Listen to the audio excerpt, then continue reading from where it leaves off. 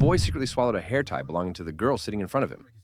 In the next second, the girl was pulled into the boy's mental world. In astonishment, the boy realized that everything he did was felt by the girl in real life.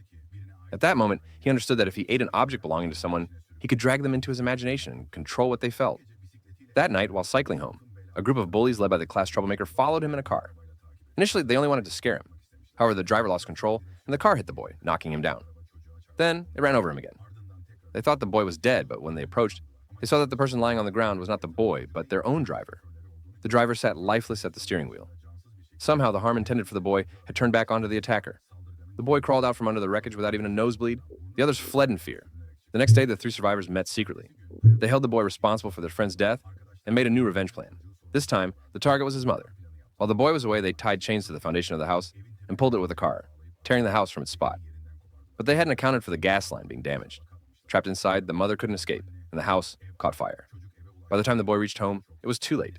He dragged his mother's burnt body out of the wreckage but couldn't save her. Overcome with grief, he buried his mother. While returning with the police, the officer made a comment suggesting the fire might not have been an accident.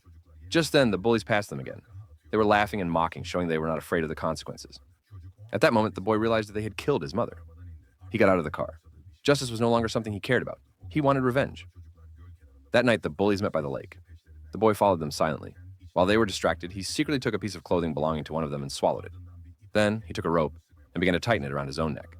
In the distance, one of the boys suddenly became breathless and stumbled into the water. It was as if an invisible force was pulling him down. The boy tightened the rope around his neck even more.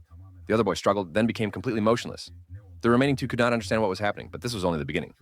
The boy would not stop until they had all paid the price. The next day in science class, while the bullies were busy with an experimental class project, Kelly suddenly burst into the room. He was determined to take revenge on his second target.